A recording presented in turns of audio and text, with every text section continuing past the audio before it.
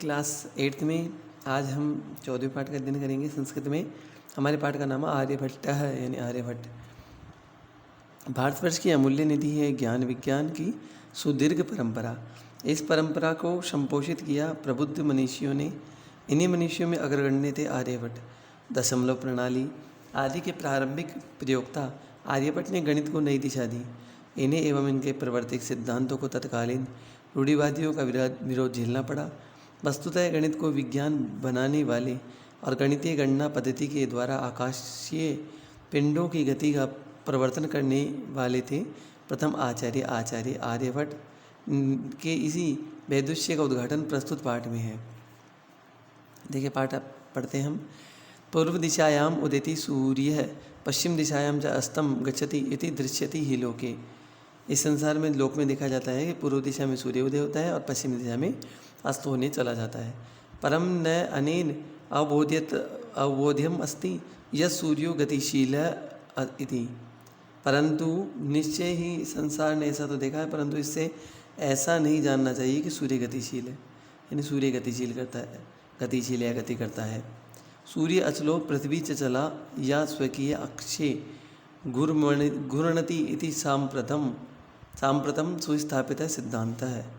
सूर्य अचल है, पृथ्वी चल है, अपने अक्षांश पर घूमती है, ऐसा सुनिश्चित है। सांप्रतम यानी निश्चित है कि अपनी धुरी पर घूमती है। यही सिद्धांत पूर्ण रूप से स्थापित किया गया। सिद्धांतो अयम प्रथमा येन प्रवर्तितः स आसीत् महान गणितज्ञ ज्योतिर्विच्च आर्यभट्ट है। इस सिद्धांत को जो प्रतिपादित किया था, स्थापित किया था, वो महान थे गणित के विशेषज्ञ और ज्योतिष के आचार्यभट्ट। पृथ्वी स्थिरा वर्तते इति परंपरा रूढ़ितयः प्रचलिता रूढ़ी तेन प्रत्यादिष्टः। पृथ्वी स्थिर है, इस परंपरा में प्रचलित प्रथा का उनके द्वारा खंडन किया गया। तेन प्रत्यादिष्ट उनका खंडन किया गया।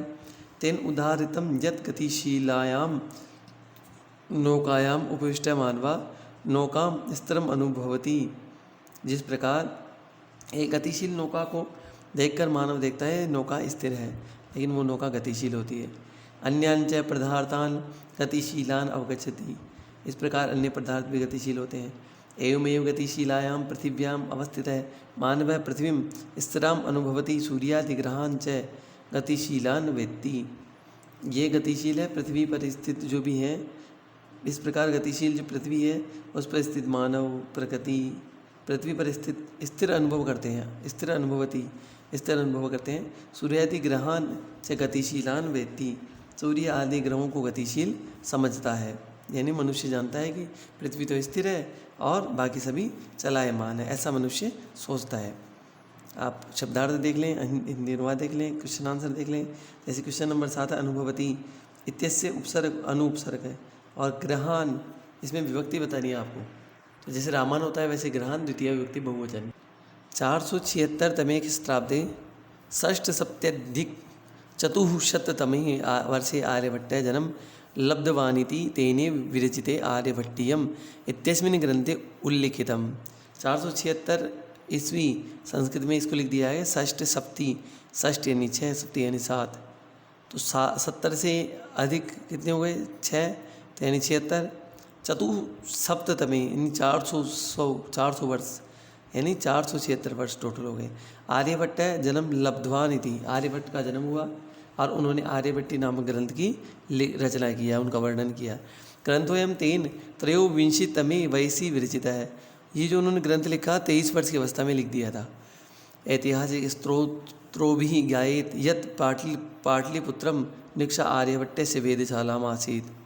ऐतिहासिक स्त्रोत से ज्ञात होता है, ऐतिहासिक जो स्तोत्र उनसे ज्ञात होता है कि पाटलिपुत्र जो मगध की राजधानी थी, आर्यभट्ट की ग्रह नक्षत्रों को जानने वाली जो प्रयोगशाला थी, वेदशाला थी, वहीं पर थी, उसके पास ही थी। अनेन इदम अनुमीयते यत् तस्य कर्मभूमि पाटलिपुत्रमेव आसीत्। इससे अनुमान लगाया जा सकता है उनकी कर्मभूमि पाटलिपुत्र थी। आर्यभट्टस्य योगदानम गणित ज्योतिषा संबंधम वर्तते यत् सांख्यानाम आकलनम महत्वम आदधाति। आर्यभट्ट का योगदान ज्योतिष गणित से संबंधित है, जहाँ संख्याओं का आकलन महत्व रखता है। आर्यभट्ट फलित ज्योतिष शास्त्री च विश्वसिति स्म। आर्यभट्ट के द्वारा फलित ज्योतिष शास्त्र में विश्वास नहीं करते थे, वो गणित में विश्वास करते थे। गणितीय पद्धतिया कृतम आकलनम आधृत्य एव तेन प्रतिपादितम यत ग्रहणे राहु केतु नाम को दानवो नास्ति कारणम। गणितीय पद्धति के अंदर उन्होंने ये माना, जो उन्होंने प्रतिपादित किया उसमें ये माना कि जो राहु और केतु दानव है, दानव का कारण नहीं है, दानव इसमें कोई कारण नहीं है। तत्र तु सूर्य चंद्र पृथ्वी इति त्रीणि एव कारणानि। ये तो सूर्य चंद्र और पृथ्वी तीनों ही इसके कारण है, जिसके कारण ग्रहण होता है। सूर्य परितः ब्रह्मतः पृथिव्या चंद्रस्य परिक्रमापथेन संयोगात् ग्रहणम भवति। सूर्य परितः है, सूर्य के चारों ओर घूमने पर, भ्रमणतः यानी घूमने पर, पृथिव्या यानी पृथ्वी के, चंद्र से परिक्रमा पथे, चंद्रमा के परिक्रमा के पथ के ऊपर संयोग होने के कारण ग्रहण होता है। यथा पृथ्व्या छाया पातेन चंद्र से प्रकाश है अवरुद्यते तथा चंद्रग्रहणम भवति। जब पृथ्वी की छाया गिरने से, छाया पड़ने से चंद्रमा का प्रकाश रुक जाता है तो चंद्र ग्रहण हो जाता है। जब चंद्रमा के ऊपर सूर्य का प्रकाश नहीं जाता है, बीच में पृथ्वी आ जाती है तो चंद्र ग्रहण हो जाता है। और चंद्रमा बीच में आ जाता है, पृथ्वी रहती है, तब जो आगे दे रखा है तथैव पृथ्वी सूर्यो मध्ये समागतः चंद्र से छाया पातेन सूर्य ग्रहणम दृश्यते। और इसी प्रकार पृथ्वी सूर्य के बीच में होने से, चंद्रमा की छाया पड़ने से, जब चंद्रमा की छाया पड़ जाती है, सूर्य के बीच में आए हुए चंद्रमा की छाया जब पड़ती है, पृथ्वी के ऊपर धूप नहीं जाती है तो चंद्र ग्रहण नहीं होकर सूर्य ग्रहण होता है। यानी सूर्य ग्रहण कब होगा? जब चंद्रमा और पृथ्वी और सूर्य के बीच में आ जाएगा। और चंद्र ग्रहण कब होता है? जब सूर्य और चंद्रमा के बीच में पृथ्वी आ जाती है।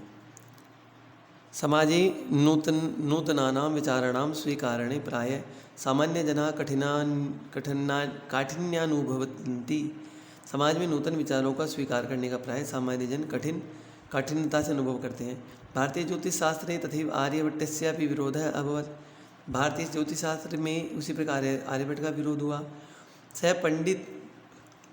स पंडितम अन्यानाम उपहासम पात्रम जाता है, और वह बाहरी विद्वानों के उपहास का पात्र माना गया।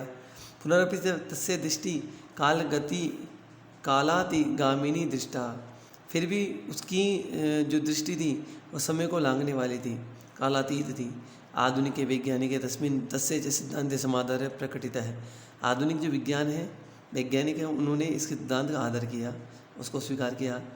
अस्मादेव कारणात् अस्माकं प्रथमोपग्रह से नाम आर्यभट्ट इति कृतम। इस कारण हमारे प्रथम उपग्रह का नाम आर्यभट्ट रखा गया। वस्तुतः भारतीयायाः गणित परंपरायाः अथ च विज्ञान परंपरायाः असो एकः शिखर पुरुषः आसीत्। यह वास्तव में हमारे भारतीय गणित परंपरा के और विज्ञान परंपरा के श्रेष्ठ शिखर पुरुष थे। फिर हम क्वेश्चन आंसर है आपके, यहाँ क्वेश्चन नंबर 1 में 5 दे रखे हैं, उनका आंसर नीचे आपके दे रखा है, नीचे आप देख के हल कर लें। क्वेश्चन नंबर 2 में पूर्ण वाक्य में आंसर दे रखा है, तो आपके जो क्वेश्चन दे रखे हैं उनके पूर्ण आंसर दे रखे हैं यहाँ पर, वो देख के हल कर लें। तीसरे में प्रश्न निर्माण का है, चौथे में खाली स्थान का है, इसको भी आप देख के पढ़ लें। क्वेश्चन नंबर 5 में संधि विच्छेद करना है, इसका आपको संधि दे रखी है, इसको देख के हल करें। क्वेश्चन नंबर 6 में विलोम शब्द विपरीतार्थक यानी विलोम। क्वेश्चन नंबर 6 में समानार्थक यानी पर्यायवाची। और क्वेश्चन नंबर 7 में शब्द को देख के वाक्य निर्माण। अब हम योग्यता विस्तार देख लेते हैं एक बार। आर्यभट्ट को अश्मकाचार्य नाम से भी जाना जाता है। यही कारण है कि इनके जन्म स्थान के विषय विवाद है, क्योंकि इन्हें पाटलिपुत्र का कहते हैं तो कोई महाराष्ट्र का। आर्यभट्ट ने दशमलव प्रणाली का प्रयोग करते हुए पाई का मान निर्धारित किया। इन्होंने दशमलव के बाद 4 संख्याओं तक पाई के मान निकाले। इनकी दृष्टि में पाई का मान 3.1416। आधुनिक गणित के पाई का मान दशमलव के बाद 7 अंकों तक जाना जा सकता है। तदनुसार 3.1416 भारतीय ज्योतिष शास्त्र वैदिक युग में यज्ञ के काल अर्थात शुभ मुहूर्त के ज्ञान के लिए ज्योतिष शास्त्र का उद्भव हुआ। कालांतर में इनके अंतर्गत ग्रहों का संचार, वर्ष, मास, पक्षवार, तिथि, घंटा आदि का गहन विचार किया जाने लगा। लगध ऋषि, आर्यभट्ट ऋषि, वराहमिहिर ऋषि, ब्रह्मगुप्त, भास्कराचार्य, बाल गंगाधर तिलक, रामानुजन आदि हमारे देश के प्रमुख ज्योतिष शास्त्री हैं।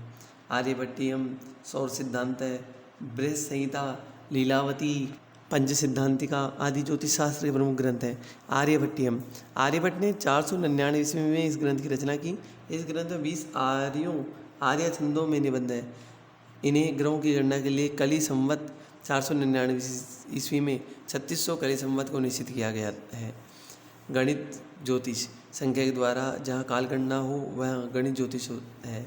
ज्योतिष शास्त्र की तीन विधाओं यथा सिद्धांत, फलित एवं गणित में यहाँ यह सर्वाधिक प्रमुख है। फलित ज्योतिष शास्त्र के अंतर्गत ग्रह नक्षत्रों आदि की स्थिति के आधार पर भाग्य, कर्म आदि का विवेचन किया जाता है। वेदशाला, ग्रह नक्षत्र आदि की गति, स्थिति और जानकारी यहाँ गणना तथा यांत्रिक विधि के आधार पर ली जाए तो वेदशाला जैसे जंतर मंत्र जयपुर में आपका, जिसको विश्व धरोहर का दर्जा भी मिल चुका है। परियोजना का क्वेश्चन आप देख सकते हैं। आपको गृह कार्य के रूप में क्वेश्चन नंबर 7 तक आपको गृह कार्य के रूप में हल करना है।